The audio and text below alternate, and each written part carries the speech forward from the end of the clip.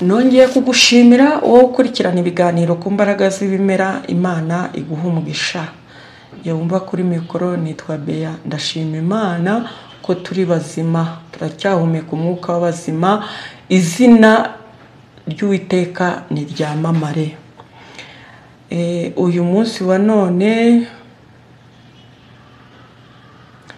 nabateguriye ikintu, ni ikintu buri wese yakabaye azi kandi yakabaye akora.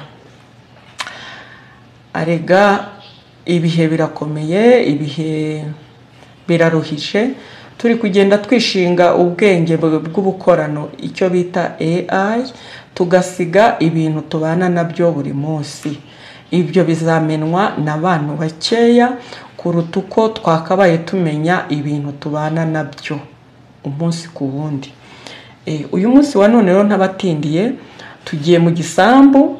Uyu munsi tubazaniye umuti. Ni umuti kandi muzima, umuti ukora. Uti ni uwuhe?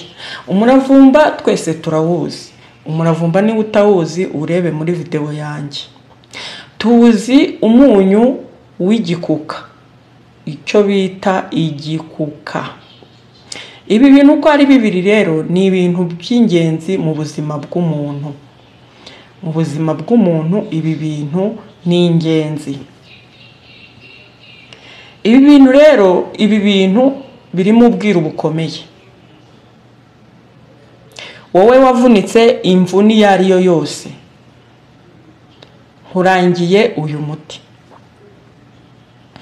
Ugende ufate amababi y'umuravumba, amababi uko yabangana kose y'umuravumba uyafate.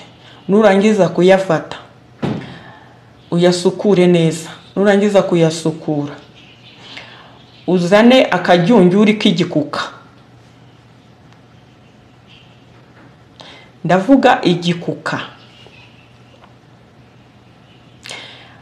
Uzane rukukuri, akajyonjo ka rukukuri ushyire muri ya mababi. Nurangiza ubihambire mu gikoma, hanyuma ushyire mu ziko cyangwa se ku mbabura. Nibimara guhonga na cya gikuka kibyaye utuntu tw'utuzi dushongera muri wa muravumba, uragenda bigahora neza ku buryo birahora ku buryo bitakotsa. Oya, ariko nanone ntago bihora cyane ngo ubukonje bwumvikane. Uragenda ukagira neza ahantu wavunitse, ukahategura ahantu wavunitse.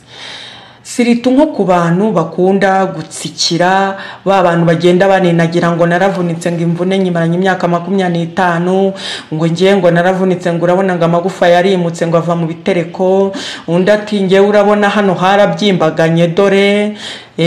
Oya, ntimukabana ubusembwa mutavukanye. Ngiyewe icyo nemera ni ukubana n'ubusembwa umuntu aba yaravukanye.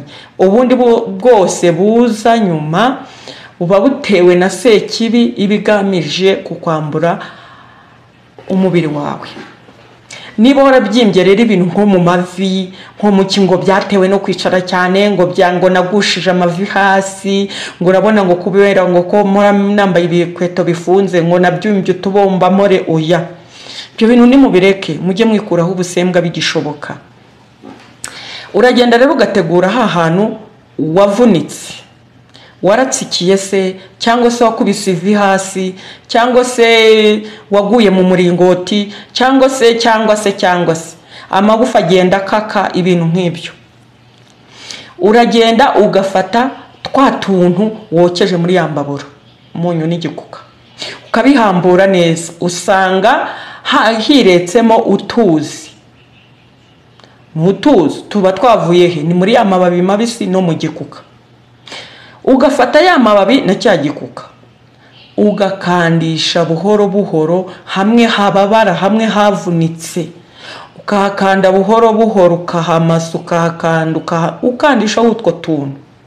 Wamara kuhakanda sasa ugashaka ikintu kiri nka bande cyangwa se agatambaro, igitambaro ugafata wa muravumba ukiri na cya gikuka ukarambura kuri ya mvune, warangiza kurambura ukadusasaho neza ukaduhambiriraho.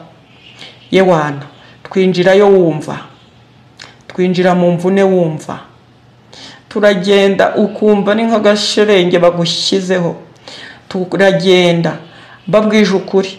Iyo mvune ntabwo ishobora kumara iminsi 3 wabigenje uko nkubwiye.